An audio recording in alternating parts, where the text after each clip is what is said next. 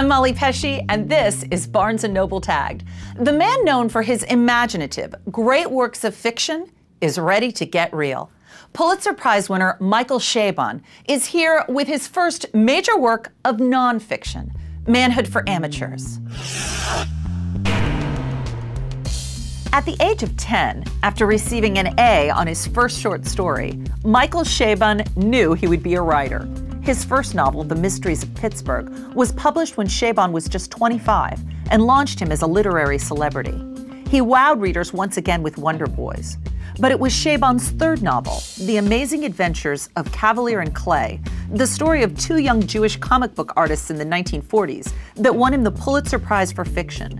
Chabon's next offering, The Yiddish Policeman's Union, was also decorated with honors. And now, not even 50 years old, Chabon is ready to share his life, his real life, in his first major work of nonfiction, Manhood for Amateurs, the pleasures and regrets of a husband, father, and son.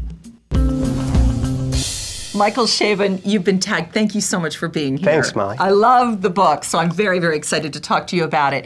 And you're a very well-known writer with so many incredible credits. Was there a moment when you were a kid or something that you went, oh my gosh, I want to be a writer? Yeah, there was. I had a teacher in 7th grade named Mrs. Good, and she required us to write a short story. And I think the requirements were pretty minimal. It didn't have to be very long. And I decided I was going to write a Sherlock Holmes story.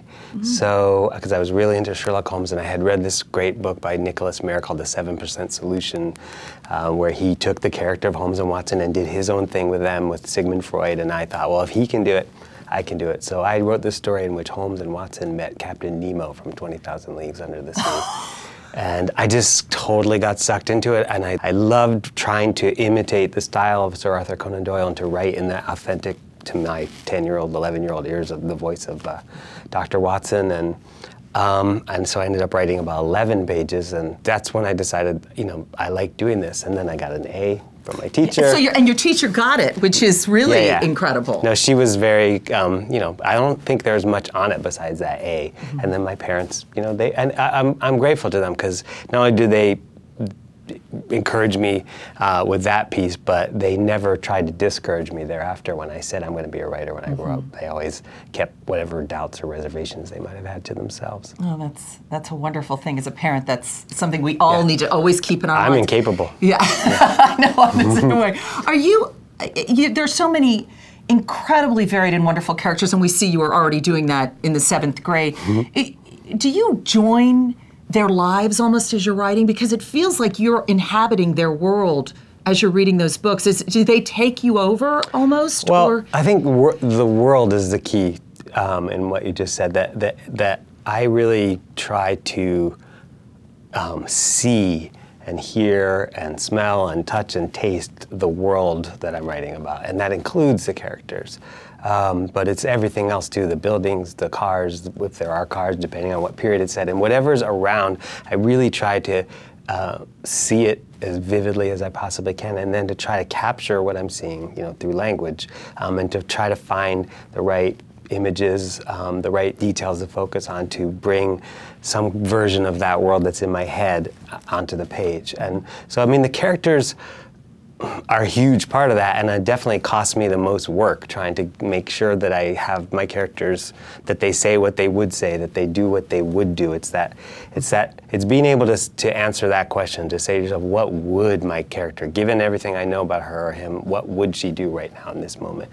And if you can't answer that question, you know, you're not there yet. You've done something wrong. So far, up until now, you have written fiction. Yes. And this Manhood for Amateurs is really, it's about you. It's about the characters in your life. You have 4 children. Yep. Tell us about the book. Well, it's a collection of pieces that all hinge on questions of what it means to me to be a man, now, and having grown up during the period that I grew up in, which is the late 60s or through the 70s, a period when the ideas of masculinity and manhood were undergoing a lot of very rapid changes, and as were ideas of femininity and womanhood.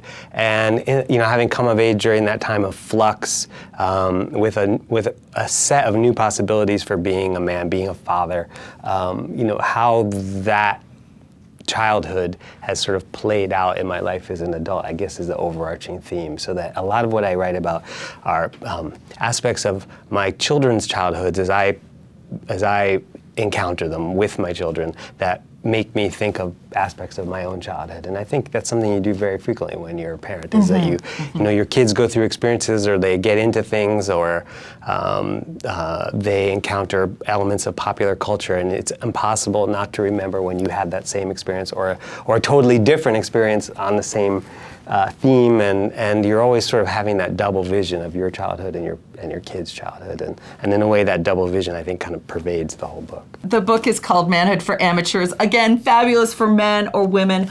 I absolutely love this book, and I love talking to you. Thank you so much. The book is out right now. Get it. Thank you. It's great. Thank you. My pleasure. Here's a tagged close-up. She blogs, she cooks, she takes her own photos. These are the perfect ingredients for a one-of-a-kind cookbook.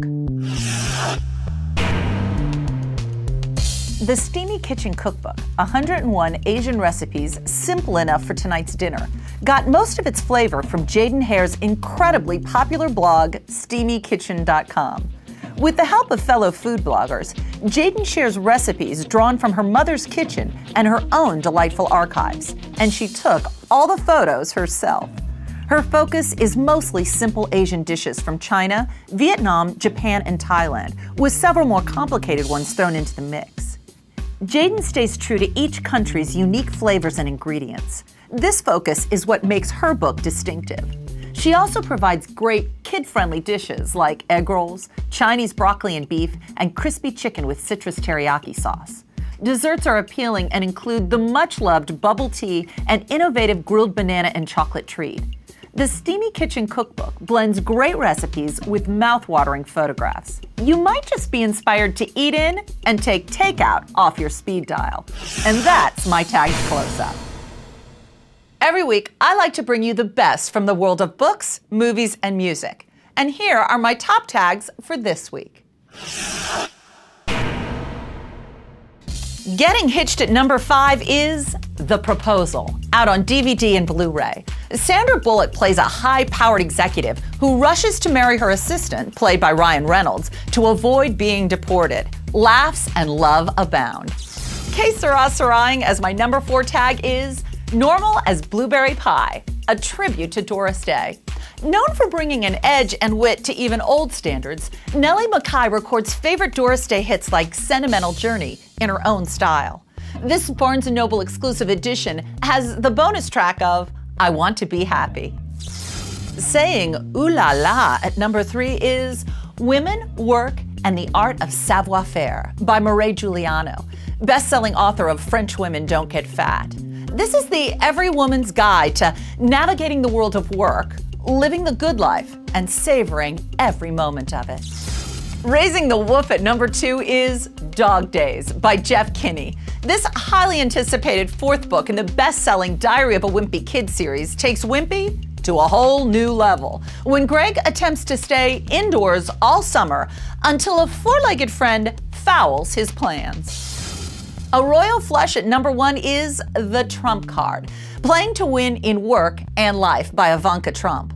Ivanka recounts the story of her upbringing as the ultimate apprentice and shares her life lessons that have made her a rising star in the business world.